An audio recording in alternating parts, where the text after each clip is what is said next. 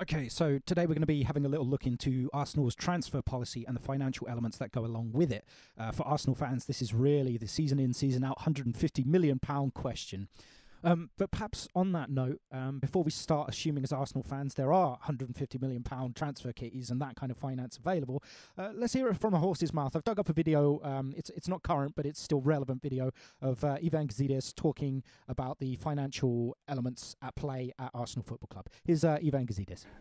What happens in a lot of football clubs, which is really understandable, is managers are under such short-term pressure that they make short-term decisions. I don't blame them for that, but they are worried about their job, and their time horizon tends to be less than a year. Which is unfortunate, because which I think leads to bad decisions in football clubs, because they don't have to live with the consequences of their decisions very often.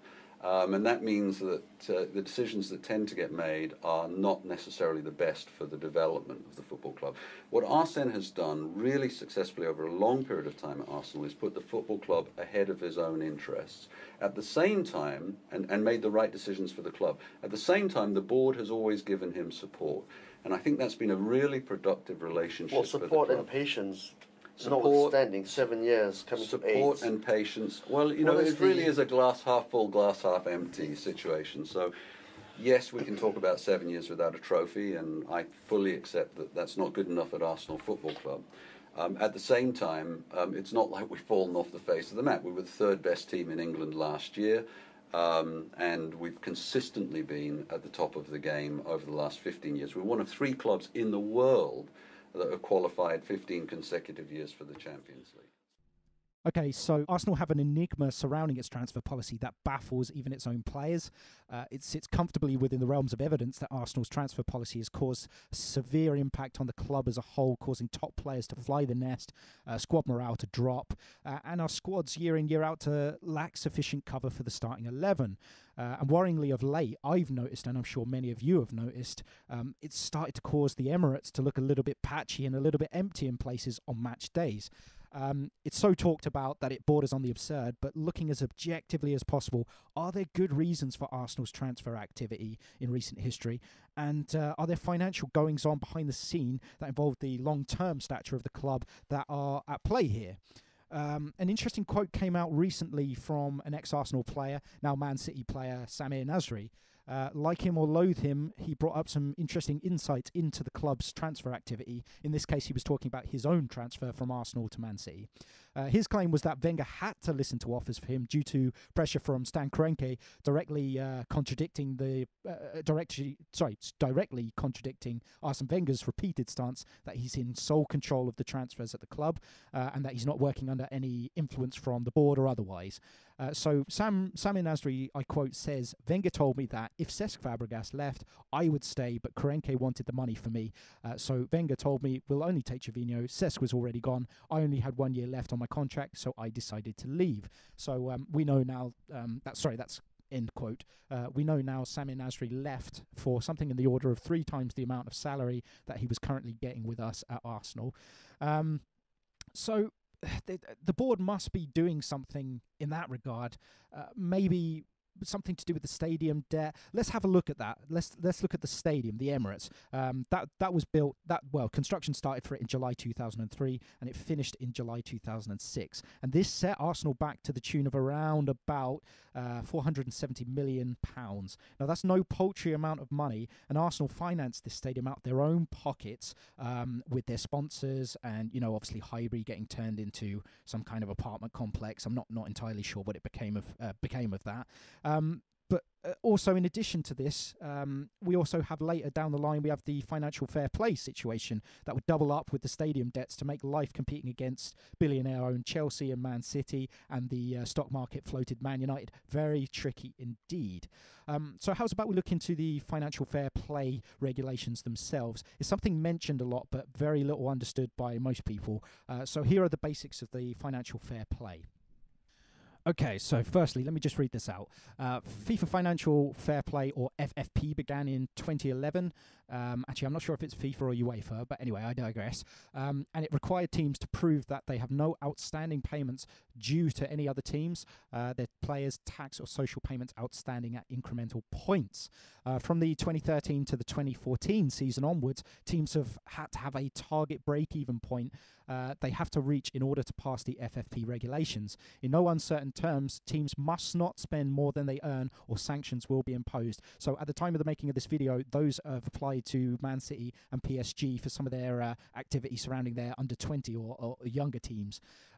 Anyway, getting back to it, to be exact, clubs can spend up to €5 million more than they earn per assessment period, brackets 3 years. However, it can exceed this level to a certain limit if it is entirely covered by a direct contribution/payment from the club's owners, or a related party.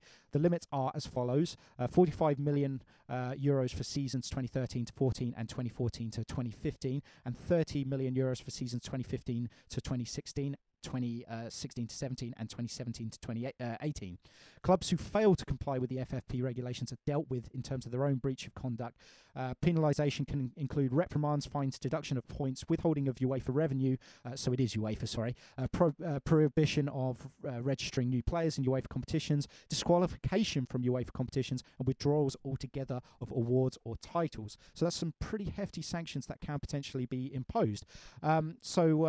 Next, let's look at Arsenal in particular. So Arsenal have announced an impressive set of financial figures for the period ending November 30, 2013, with the accounts revealing that the club boasts a huge £120.6 million cash reserve, with operating profits to £22.2 million for the year, up from the £4.4 million surplus in 2012. So that's quite a sharp increase.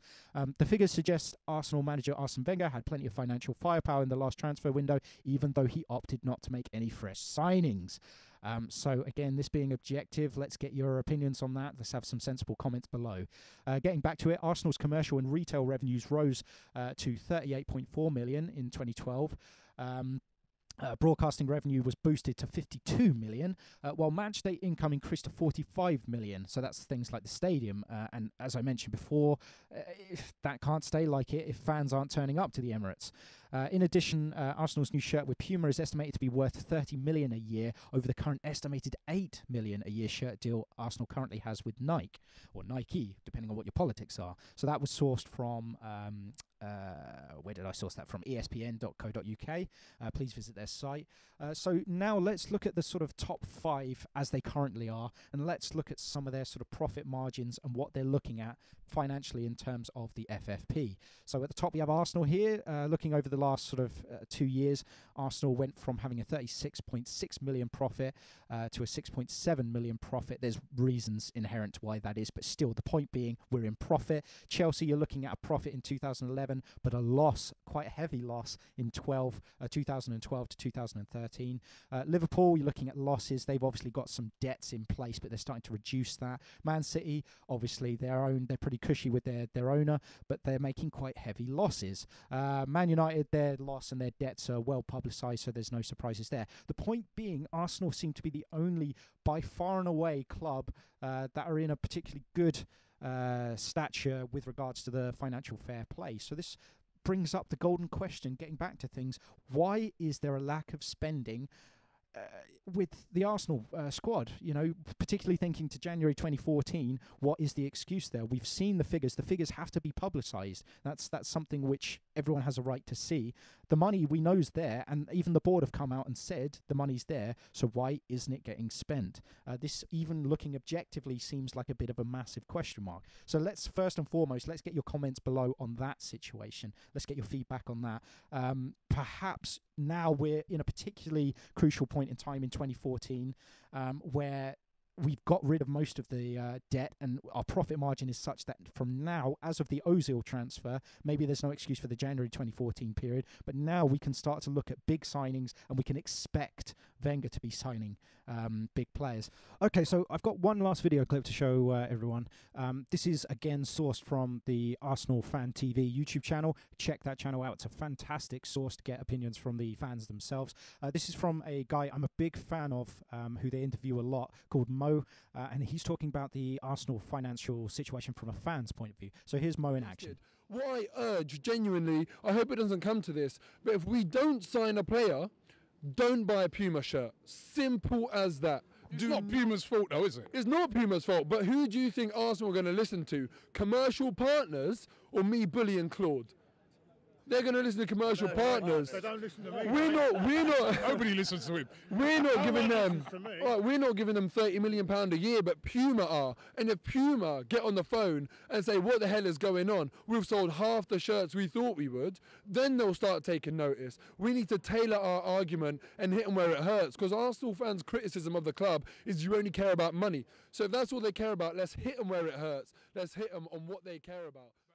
Okay, so Mo there from Arsenal Fan TV, not mixing his words. For anyone interested, go find his Twitter page. It is a very genuine campaign he's got, and he is trying to look for people who are going along to this weekend's, I believe it's West Brom game, to support his cause.